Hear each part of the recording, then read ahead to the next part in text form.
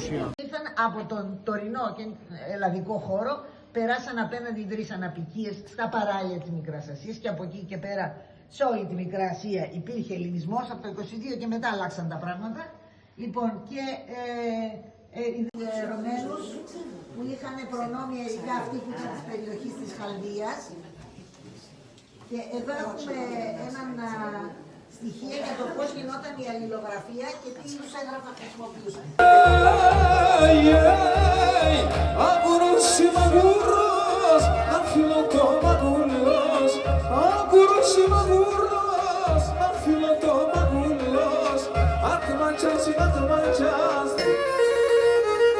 Ρίζανον προαιώνιον πατρίδα την πατρίδας και εξαρμουλήν ασυναρχήν χτίζοναν το γεφύριν την γην κατά τρυπερέν με αρέτριν και χωράν σέρα σέρα.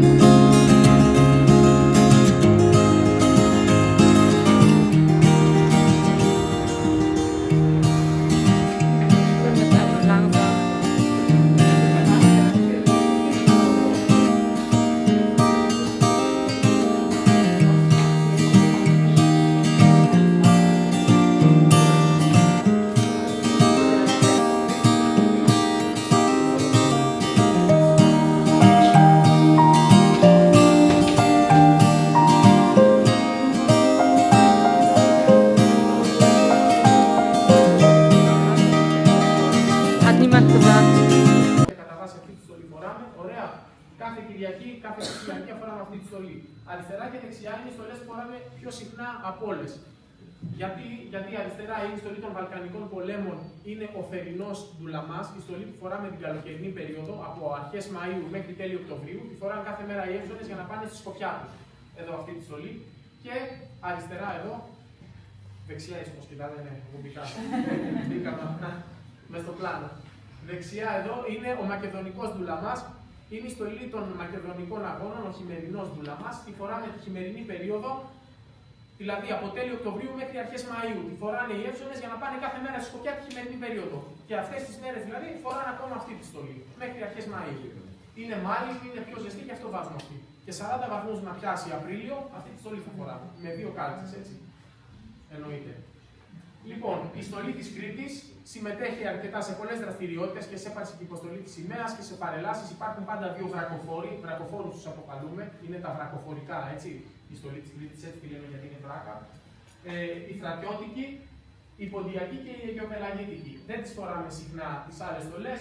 Ας πούμε, σίγουρα φοράμε την ποντιακή 19 Μαΐου, τη μέρα γενοκτονίας των ποντίων. Έτσι. Ή σε κάποιες γιορτές, σε κάποιες εκδηλώσεις που μπορεί να είναι και ο πρόεδρος που θα στήσουμε τους έψονες με όλες τις στολές. Απλά δεν συμμετέχουν όμως τακτικά οι άλλες στολές στις αποστολές μας. Παρακαλώ. Είναι, όχι, δεν σηκώσει κανένας, φαντάζομαι. Εγώ, λοιπόν. Αγαπητοί επιβάτες, ο Ποντιακός Σύλλογος Εστίας Στουτγκάρτης θα ήθελε να εκφράσει ένα μεγάλο ευχαριστώ στον πρόεδρο Σάμπα και στον χορευτή Σαλαχάρη για αυτό το αξέχαστο ταξίδι. The attachment to Spartan in Thessaloniki.